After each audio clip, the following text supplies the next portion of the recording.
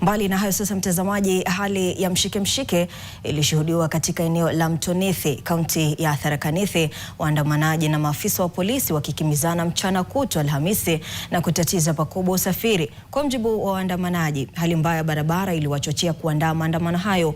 Hata hivyo, maandamano hayo yameleta sura tofauti, kwani walichoma afisi za serikali na kuwarushia mawe maafisa wa polisi waliokuwa wanajaribu kurudisha utulivu.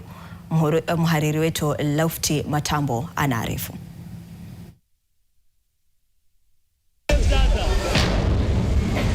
Jumatano, daraja la Mto Nithi, kaunti ya Tharaka Nithi.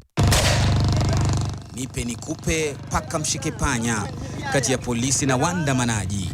Waandamanaji waliokuwa wakitumia mbinu fiche mithili ya vita vya gorila wakati wa ukoloni. Waandamanaji hao walikuwa wamejificha vichakani wakirusha mawe kwa maafisa wa polisi na kuwatatiza watumiaji wa barabara. Polisi nao walijibu kwa vipolopolo na kuifanya hali kuwa mbaya hata zaidi kwa mamia ya wasafiri wakikwama siku nzima. Waandamanaji walidai baadhi ya barabara katika eneo bunge la Mara ziko katika hali mbovu, na wengine wakadai ahadi ya rais ya kuanza kwa barabara mpya itakayopita juu ya Mto Nithi imekawia kabla ya kuanza. Aliyejitokeza peupe ni mwanaharakati Bob Njagi, ambaye alikiri kukerwa na hali mbaya ya barabara. Na habari pia walilengwa na waandamanaji hao, huku akikataa kuchukuliwa video.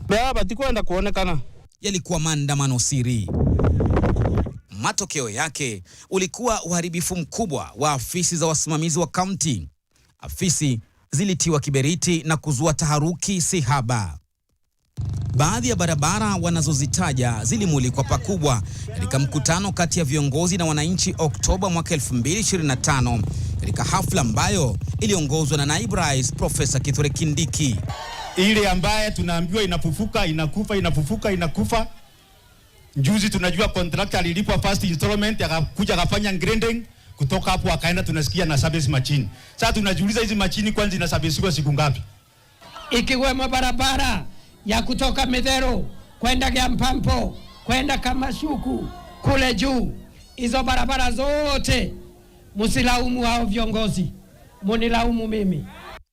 Hapa naibu rais akijikanga kwa mafuta yake na kujitwika jukumu mzima.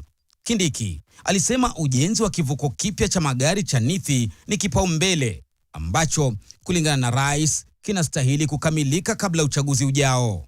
Musilaumu governor, musilaumu senator, musilaumu women rep, musilaumu wajumbe, musilaumu MCS, mulaumu mimi.